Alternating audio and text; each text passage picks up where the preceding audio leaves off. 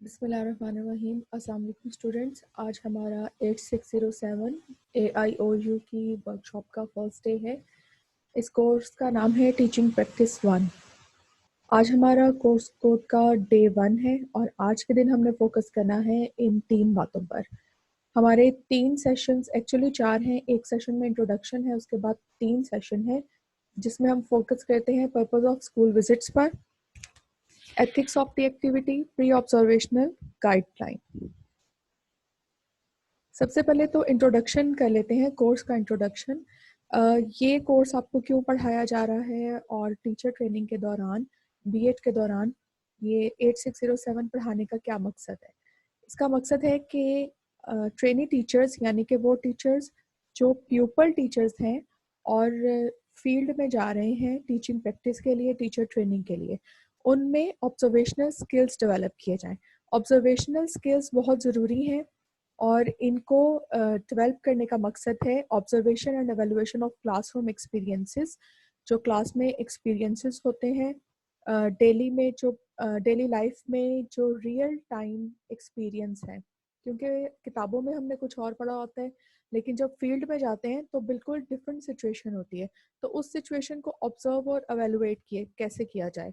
Learning environment, teaching learning environment को observe और evaluate करना और क्लासरूम को मैनेज करना। जब तक ऑब्जर्वेशन ठीक नहीं होगी, एवेलुएशन ठीक नहीं होगी, तब तक हम क्लास को मैनेज नहीं कर सकते। इस मकसद के लिए आपके कोर्स में 42 आवर्स की प्रैक्टिकम साइट या स्कूल में प्रैक्टिस है, 42 आवर्स की। इसका दौरानिया 3 वीक्स होता है और 3 आवर पर डे की आपकी जो है ये प्रैक्टिकम होती है। कोर्स लर्निंग आउटकम्स, इस कोर्स को पढ़ने के बाद, इस कोर्स को स्टूडेंट्स को सिखाने के बाद स्टूडेंट्स क्या गेट करेंगे। Students will able to observe and evaluate classroom experience, classroom experience को ऑब्जर्व कर सकेंगे और एवेलुएट कर सकेंगे। Make observation of school activities, classroom observations. School activities और क्लासरूम ऑब्जर्वेशंस, क्लासरूम एक्टिविटीज़ को ऑब्जर्व कर सकेंगे क्योंकि स्कूल का सिस्टम और क्लासरूम का सिस्टम दोनों जो हैं वो एक दूसरे से इंटरलिंक्ड ज़रूर है, लेकिन स्कूल एक्टिविटीज़ और क्लासरूम एक्टिविटीज़ डिफरेंट भी हो सकती हैं, होंगी वो लर्निंग एनवायरनमेंट से रिलेटेड, लेकिन सेटअप थोड़ा सा जो है वो इंटरलिंक्ड होगा। राइट एनेक्डोटल रिकॉर्ड, ये रिकॉर्ड करना आपको सिखाया जाएगा इस वर्कशॉप के अंदर। इसमें आप अपनी सारी ऑब्जर्वेशंस को रिकॉर्ड करते हैं।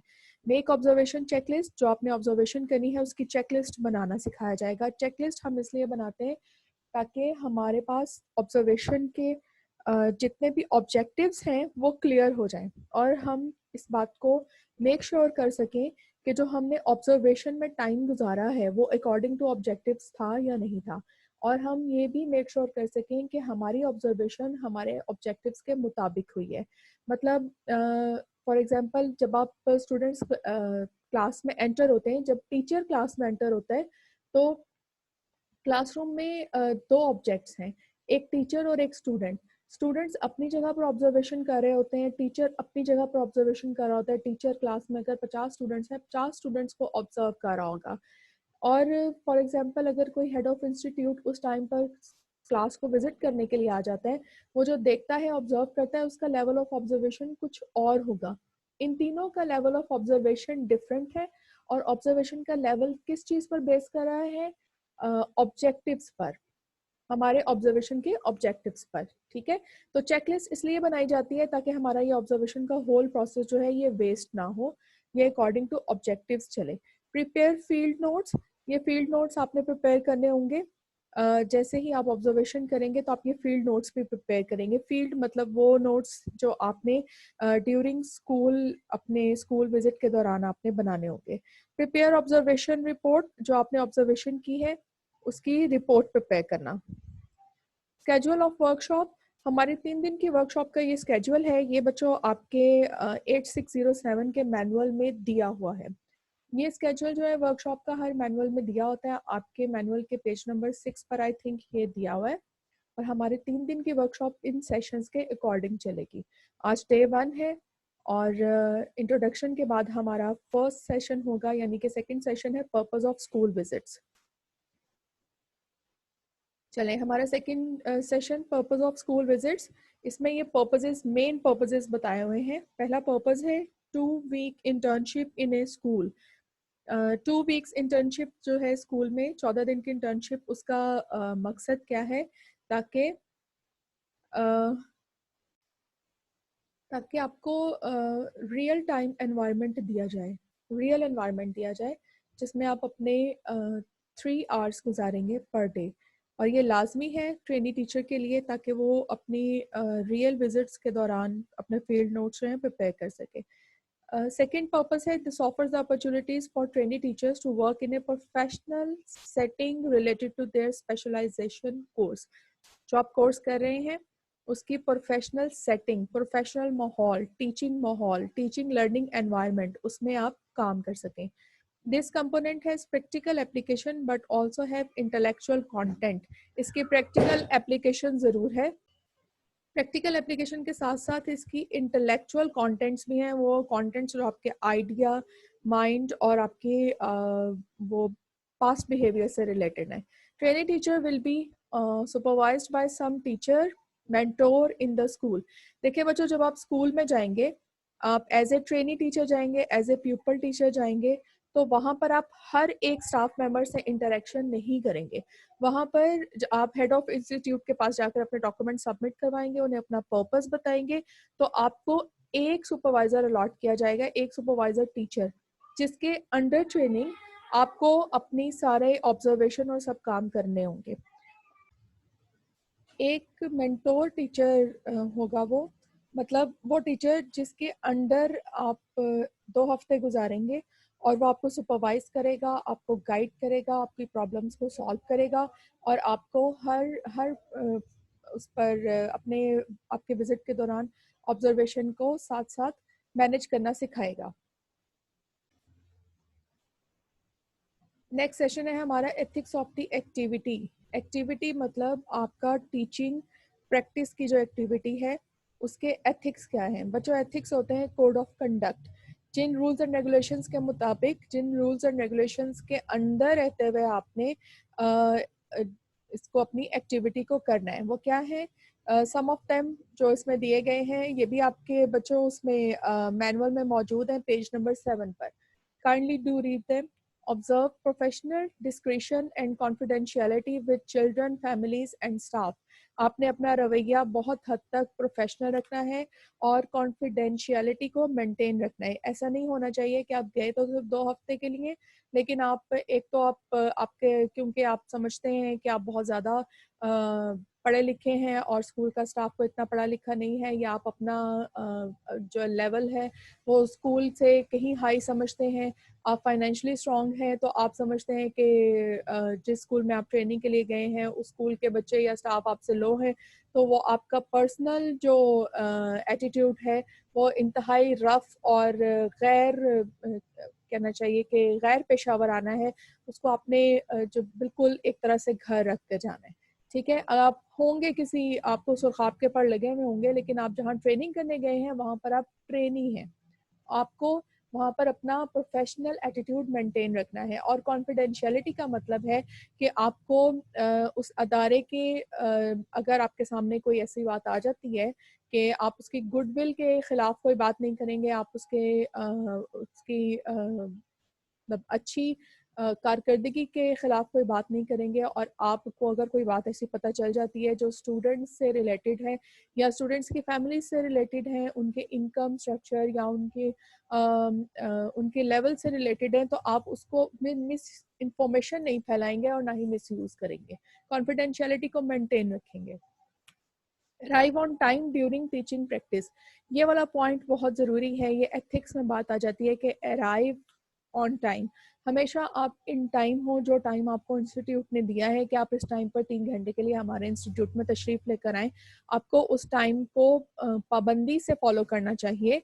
और ये चीज़ जो है ये आपका प्रोफेशनल एटीट्यूड भी दिखाती है और आपकी सीरियसनेस को भी शो करती है। अगर आप टाइम का ख्याल नहीं रखेंगे तो इसका मतलब है कि आप अनडिसिप्लिन्ड पर्सनैलिटी है, तो आपकी पर्सनैलिटी को अच्छी पर्सनालिटी शो करने के लिए, अच्छा एटीट्यूड शो करने के लिए आपको इन टाइम ज़रूर रहना है, ताकि ना आप खुद अपने आप के सारे कामों को भी मैनेज कर सकें और इंस्टीट्यूट जो है वो उसके काम भी मैनेज हो सकें। Complete 3 hours of on-site participation each day over the course during teaching practice। 3 घंटे के लिए ऑन साइट पार्टिसिपेशन आपकी लाजमी है। आपको जो काम दिया जा रहा है आप करें। आपके उसके ऑब्जेक्टिव्स और आउटकम्स के मुताबिक, जो आपके 8607 के ऑब्जेक्टिव्स और आउटकम्स हैं उनके मुताबिक आपने पार्टिसिपेशन ज़रूर करनी है। Call early in the morning off sick. अगर खुदा न खास्ता आप बीमार हैं और आपको या खुदा न खास्ता आपको किसी बहुत ज़रूरी काम के लिए जाना पड़ गया है, तो आपने ये नहीं करना कि आप, क्योंकि आप ट्रेनी टीचर हैं और आपका स्कूल के से कोई ताल्लुक नहीं है, तो आपका जब दिल करेगा आप छुट्टी कर लेंगे। आपको ऐसा रवैया नहीं दिखाना, ये नॉन प्रोफेशनल रवैया है और एथिकली रॉन्ग बात है। उस वक़्त आपको अर्ली इन द मॉर्निंग आपको कॉल करनी है अपने हेड को या फिर अपने मेंटोर टीचर को जिसकी सुपरविजन में आप काम कर रहे हैं। आपने अर्ली मॉर्निंग उनको बता देना है। और एक बात ज़हन में रखिए कि मैसेजेस करना और व्हाट्सएप मैसेजेस करना ये इंतहाई रॉन्ग है, ये नॉन सीरियस एटीट्यूड है। और इवन कुछ बहुत हाई फाई किस्म के लोग जो हैं, जो बहुत एडमिनिस्ट्रेशन हाई फाई एडमिनिस्ट्रेशन में होते हैं, व्हाट्सएप कॉल्स को भी पसंद नहीं करते। तो इट्स बेटर कि आप कॉल करें, और अगर वो अटेंड नहीं करते तो बार बार कॉल्स करने की बजाय बेहतर है कि आप उनके लिए मैसेज छोड़ दें कि जी मेरा ये प्रॉब्लम है, आज मैं नहीं आ सकता। और जिस दिन आप छुट्टी करें, नेक्स्ट पॉइंट्स के मुताबिक आपको वो 3 घंटे ऐड करने हैं। आपको एक दिन ज़्यादा प्रैक्टिस करनी है, एक दिन ज़्यादा इंस्टीट्यूट में लगाना है, ताकि वो 3 घंटे जो है कंपनसेट हो सके। Dress with a professional appearance. Professional appearance के साथ आपने ड्रेसअप होके जाना है, जैसे उस इंस्टीट्यूट के सोशल स्ट्रक्चर जो है वो अलाउ करता है ड्रेस आपने वैसा पहनना है। काइंडली लड़कियों के लिए इंस्टीट्यूट्स में तंग पजामे, जीन्स और ये सब चीज़ें पहनना और हैवी ज्वेलरी पहन कर जाना और किलो मेकअप थोप कर जाना, ये बात बहुत गलत है। ये एथिक्स के खिलाफ है, ये प्रोफेशनल एटीट्यूड में नहीं आता। तो वो ड्रेस पहने जो प्रोफेशनली एक्सेप्टेबल है, जो ड्रेस कोड के मुताबिक है। और बॉयज़ के लिए कि कभी भी half sleeves shirts, shorts, trousers में स्कूल्स ना जाएं। स्कूल्स जाने के लिए आपका प्रॉपर ड्रेस कोड होता है। वो जो भी जिस इंस्टीट्यूट में आप प्रैक्टिस कर रहे हैं, वो आप उनसे ड्रेस कोड पूछ लें कि आपके अदारे का ड्रेस कोड क्या है, उसके मुताबिक आप प्रिपेयर होके जाएं। Work with positive attitude. Positive attitude के लिए काम करें, क्योंकि इस तरह काम ना करें कि आप सिर्फ 2 हफ्ते जैसे तैसे गुजारने आए हैं और आपकी नीयत बीच में से ये हो कि अल्लाह करे ये लोग मुझे कह दें कि भाई तुम ना आया करो, मेरी जान छूटे, और जो मैं लिख के लाऊं उसको ये लोग साइन करते। इस तरह आप कभी भी लर्निंग नहीं करेंगे। तो अपना एटीट्यूड हमेशा पॉजिटिव रखें कि आपने लर्निंग के लिए जाना है और इस टाइम पीरियड का आपने भरपूर फ़ायदा उठाना है, क्योंकि ये टाइम पीरियड वो टाइम पीरियड है जिसमें आपकी प्रोफेशनल ट्रेनिंग हो रही है। एंथुसिज्म यानी कि जोशो खरोश के साथ काम करें, मुंह लटका कर और ऐसे जैसे सर पे पहाड़ गिर गया उस तरह काम ना करें और गले से उतारने वाला काम ना करें। जोशो खरोश के साथ, एंथुसिज्म के साथ काम करें। And appropriate sense of humour, और अपना मूड लाइट करें, काम रहें, लाइट मूड रखें। और थोड़ा सा ये नहीं कि इस बात का मतलब है कि आप बिल्कुल ही एक भांड बन जाएं और ऐसे बिहेव करें जैसे कि एक भांड करता है, ऐसे नहीं। आपको एक सेंस ऑफ ह्यूमर मेंटेन रखना है, हल्का फुल्का सा अपना एटीट्यूड रखना है। स्टे काम इन टेंस सिचुएशन। अगर कोई टेंसिव सिचुएशन आपको फॉलो करनी पड़ गई है, फेस करनी पड़ गई है, तो उसमें आप काम रहें, सुकून रहें, चीखें चिल्लाएं नहीं, लड़ाई करने मत खड़े हो जाएं और चीखें चिल्लाएं मत, काम रहें, क्योंकि आप वहाँ पर सिर्फ 2 हफ्ते के लिए। Practice good health, hygiene and safety standard. अपनी हेल्थ का ख्याल रखें। आपको पता है कि क्या सेफ्टी रूल्स हैं। आजकल कोविड-19 की वजह से सबको सेफ्टी रूल्स पता हैं। अपनी हाइजीन का ख्याल रखें और काइंडली अपने नाखून भी काट के रखें और उनमें गंदगी जमा ना होने दें। और अपने आप को साफ़ सुथरा रखें, अपने हाइजीन का ख्याल रखें, हाथ धोएं और मास्क का इस्तेमाल करें, हैंड सैनिटाइज़र का इस्तेमाल करें। और इसके अलावा आपके लिए एक बात बहुत ज़रूरी है कि जब किसी से बात करें तो एटलीस्ट 3 फीट का फासला मेंटेन रखें, क्योंकि ऐसा बिल्कुल ना करें कि आप एकदम अगले के सर पे चले जाएं, उसके मुंह के साथ मुंह जोड़कर बात करें। ऐसे किसी के सर पर सवार होने वाली बात बहुत गलत है। आप हमेशा जिससे बात करना चाहें उससे 3 फीट के डिस्टेंस से बात करें, और अगर वो अलाउ करे तो हाँ, आप उसके करीब जाकर बात भी कर सकते हैं। प्रैक्टिस गुड हेल्थ के बाद है show flexibility with task and schedule. Show flexibility with task and schedule. जो टास्क और स्केड्यूल आपको अदारे ने प्रोवाइड किया है, कि जाहिर सी बात है कि अदारे का एक पूरा सिस्टम चल रहा है, आप उस सिस्टम में एंटर होने जा रहे हैं। स्कूल का एक पूरा टाइम स्केड्यूल के मुताबिक सिस्टम चलता है। उन्होंने आपको आपकी रिक्वायरमेंट के हिसाब से अपने सिस्टम में ऐड करना है। तो समटाइम्स ऐसा हो जाता है कि इंस्टीट्यूट्स में कोई को करिकुलर एक्टिविटीज़ हो रही हैं, या उनको अपने सिस्टम के हिसाब से आपको आपका टाइम एडजस्ट करना पड़ गया है, तो उस बात को आप उस वक्त अपना रवैया थोड़ा फ्लेक्सिबल रखें, फ्लेक्सिबिलिटी शो करें, अपनी बात पे ना अड़ जाएं कि नहीं जी, मैं तो कर रहा हूँ या मैं तो कर रही हूँ एमफिल, और मेरे सुपरवाइजर ने मुझे बुलाया होता है तो मैं तो नहीं आ सकती, मैं तो 8 से 10 ही आऊँगी। ये बात बिल्कुल गलत है। जो अदारा आपको टाइम देता है, आप उस टाइम के मुताबिक जाएं। और ये जो टीचिंग प्रैक्टिस है, ये बहुत ज़रूरी होती है। प्रोफेशनल आपकी ट्रेनिंग इसी में हो रही होती है। इसको सीरियस लें, फॉर ग्रांटेड ना लें। फ्लेक्सिबिलिटी शो करें और communicate directly to the head of school if a concern arise. अगर आपको कोई मसला है तो आपने डायरेक्ट कम्युनिकेशन करनी है, इधर उधर कहते हुए नहीं फिरना कि कभी स्कूल के मुलाजिमों के पास खड़े हो गए बातें करने, कभी बाकी टीचर्स के पास खड़े हो गए बातें करने। तो बेहतर ये है कि आप वहाँ पर ट्रेनी टीचर हैं, आपको जो भी कंसर्न है, अगर मेंटोर टीचर से डिस्कस करना नहीं है तो आप बेहतर है कि आप हेड ऑफ इंस्टीट्यूट से डिस्कस करें। उसके बाद वो आपको गाइड करेंगे कि आपने अपने प्रॉब्लम्स किसको सुनाने और किसको डिस्कस करने हैं। Don't hesitate to ask questions from your mentor. आपने अपने ट्रेनिंग के दौरान इस तरह तो बिल्कुल नहीं करना कि अगर आपको कोई क्वेश्चन या कोई आपको एटीट्यूड या टीचिंग स्टाइल या कोई बात समझ नहीं आ रही, तो आप इस तरह से खामोश रहें कि कहीं ये लोग ये ना समझें कि मैं यूनिवर्सिटी स्टूडेंट हूँ या मैं एमफिल का स्टूडेंट हूँ तो मेरी इंसल्ट होगी क्वेश्चन पूछने में, और कहीं ये लोग ये ना कह दें कि जी तुम यूनिवर्सिटी में पढ़ते हो और तुम्हें इन बातों का नहीं पता। ये बात गलत है। आप वहाँ पर क्या है, लर्निंग के लिए गए हैं। Remember you are learning. आपको जहन में रखना है कि आप लर्निंग के लिए गए हैं, इसलिए क्वेश्चंस पूछते वक्त हेजिटेट ना करें। Pre observational guide next session है हमारा। ऑब्जर्वेशन स्टार्ट करने से पहले आपको क्या गाइड्स चाहिए, क्या गाइडलाइंस है जो आपको मिलनी ज़रूरी है। The training teacher will observe lesson taught by teacher in the classroom for observing teacher student interaction and flow of the lesson in the class. Training teacher ने क्लास में बैठकर क्या ऑब्जर्व करना है कि टीचर ने आकर क्लास में अपना ओपनिंग कैसे की है लेसन की, और लेसन के दौरान स्टूडेंट्स को कैसे इंगेज किया है, उसका वे ऑफ टीचिंग, उसका way of communication, way of motivation कैसे था, क्लास पे उसने ग्रिप कैसे रखी हुई थी, और कैसे क्लास जो थी उनको रिस्पॉन्स दे रही थी, उनके दरमियान बॉन्डिंग कैसी थी। इन सब चीज़ों को आपने ऑब्जर्व करना है। सैम्पल ऑब्जर्वेशंस आपके मैनुअल में दी गई हैं, आप उनको पहले पढ़ें, उसके बाद फिर आपने लिखना है। Trainee teacher will keep a written record of classroom observation in his or her professional portfolio. Portfolio का मतलब है कि आप डायरेक्ट तो सब कुछ अपने मैनुअल पे नोट नहीं करेंगे, लेकिन आपको सबसे पहले अलग पेजेस पे, अलग कॉपीज पे या अलग रजिस्टर पे सब कुछ अपने नोट्स पे पैक करने हैं। उसके बाद आप उनको नीट करेंगे अपने मैनुअल पे। तो वो जो पेजेस पर आप इनिशियल रिकॉर्ड रखेंगे वो, और आपका मैनुअल, ये दोनों चीजें आपका पोर्टफोलियो है। क्या चीजें आपको पोर्टफोलियो है? आपका मैनुअल, और सबसे पहले इनिशियल ऑब्जर्वेशंस आप अपनी डायरी पे लेते हैं, आप अपनी कॉपी पे लेते हैं, रजिस्टर पे लेते हैं। ये दोनों चीजें मिलाकर आपका पोर्टफोलियो बनती है। अच्छा, trainee teacher will observe different aspect activities of school classroom. Trainee teacher different aspects देखेगा और एक्टिविटीज देखेगा, स्कूल की भी और क्लासरूम की भी। क्लासरूम में अलग माहौल होता है, स्कूल में अलग माहौल होता है।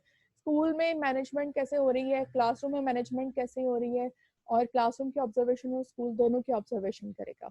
इसमें include school observation. School observation में कौन सी बातें आ जाती हैं? टीचर ऑब्जर्वेशन, टीचर्स का एटीट्यूड, उनका वे ऑफ कम्युनिकेशन, उनका वे ऑफ मैनेजिंग थिंग्स, उनका दूसरे टास्क करने का क्या तरीका है, वो सब चीज़ें। क्योंकि गवर्नमेंट स्कूल्स की बात मैं करूँगी, वहाँ पर हर चीज़ के लिए फोकल पर्सन्स बनाए जाते हैं, बहुत सारी एक्टिविटीज़ होती हैं, डेंगी एक्टिविटीज़, डेंगी और उसके अलावा कोविड-19 के हवाले से एक्टिविटीज़ चल रही हैं, एक्स्ट्रा को करिकुलर एक्टिविटीज़ चल रही हैं, उन सबको मैनेज करने का क्या तरीका है, वो सब आपने देखना है।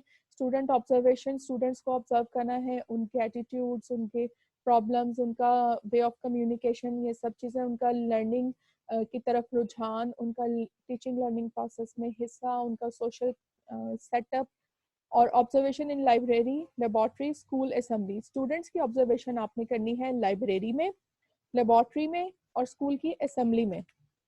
स्कूल की असेंबली में डिसिप्लिन माहौल होता है, उस डिसिप्लिन को मेंटेन रखने के लिए क्या क्या किया जाता है, ये चीज़ें ऑब्जर्व करनी है।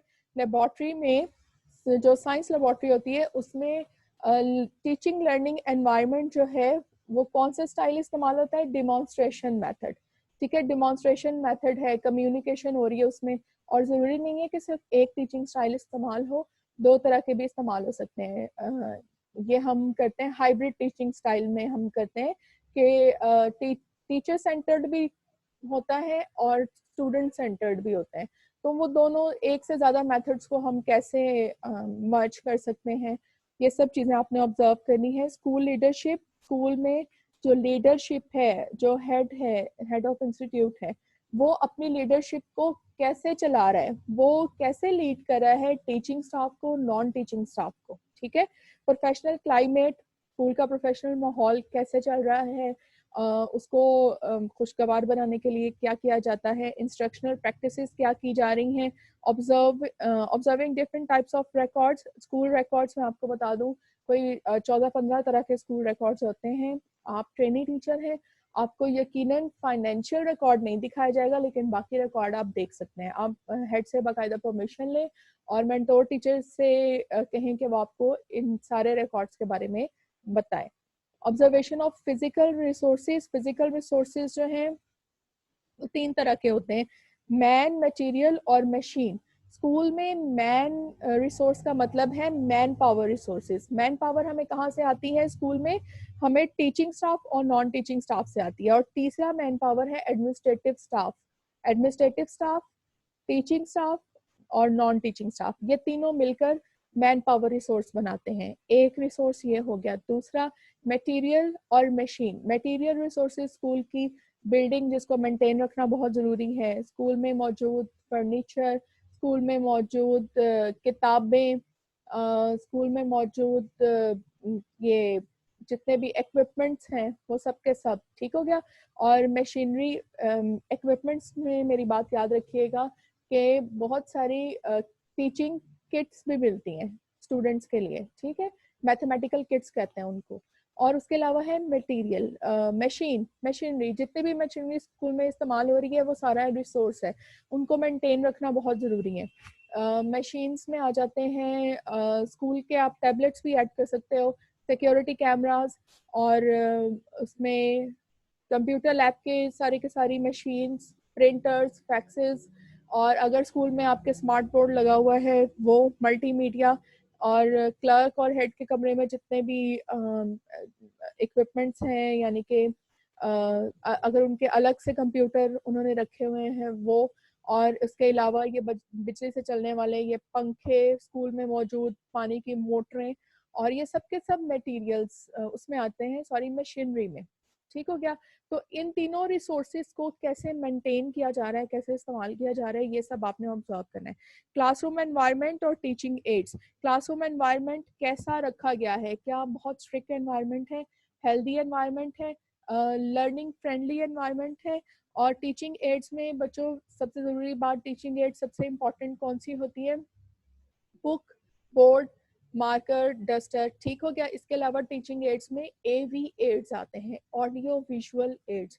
स्कूल में मौजूद रजिस्टर्ड टैबलेट्स भी टीचिंग एड्स में आएंगे, उनका इस्तेमाल कैसे किया जाता है वो सब आपने ऑब्जर्व करना है। नेक्स्ट है G, each day trainee teacher will record reflective notes about his or her observation in the notebook provided with manual, reflection in provided with manual. ठीक है, जो आपको मैनुअल है ना उसके पेज नंबर 19 पर फील्ड नोट स्टार्ट हो जाते हैं। फील्ड नोट्स में आपने रिफ्लेक्टिव नोट्स लिखने हैं, ये आपकी रिफ्लेक्शन है। रिफ्लेक्शन आपने हर रोज लिखनी है। ये देखें डे 1, यहाँ पर आपने डेट डालनी है, स्कूल का नाम लिखना है। और रिफ्लेक्टिव नोट्स आपने कैसे लिखने हैं, आपने इसमें लिखनी है किस चीज ने आप पर क्या रिफ्लेक्शन किया, आपको आपके तासुरात कैसे थे, आपने क्लास में एंटर होकर जो ऑब्जर्व किया उसके बारे में आपके तासुरात कैसे हैं। ये सारे रिफ्लेक्टिव नोट्स कैसे लिखने हैं, मैं रिपीट कर रही हूँ, ये हम अपने थर्ड डे में करेंगे। तीसरे वर्कशॉप के तीसरे दिन में हम सीखेंगे कि हम रिफ्लेक्टिव नोट्स कैसे लिखते हैं। ये सिर्फ आपको दिखाने के लिए मैंने अटैच किया था कि आपने यहाँ पर रिफ्लेक्टिव नोट्स लिखने हैं। ये आपके पेज नंबर 19 पर मौजूद होगा। Reflective journal is a written record of daily reflection written by the trainee teachers. अब जो डेली की आप रिफ्लेक्शन लिखते हैं पेज पर, जैसे ये आपने डे 1 में रिफ्लेक्शन लिखी है, तो बच्चों ये जो है ना ये रिफ्लेक्शन सारी रिफ्लेक्शंस मिलकर बनाएंगी रिफ्लेक्टिव जर्नल। इसमें आपने क्या लिखना है, think and learn from past, assessing what I am now, जो मैंने मुझ में अब जो तब्दीली आई है, improving present and future on the basis of lesson learn from reflection. Reflection के बाद आपने क्या उसमें आपको तब्दीली आपको महसूस हुई वो आपने इसमें ऐड करनी। इसके साथ ही बच्चों आज का लेक्चर खत्म होता है। Thank you very much. इंशाल्लाह आपसे फिर कल मुलाकात होगी।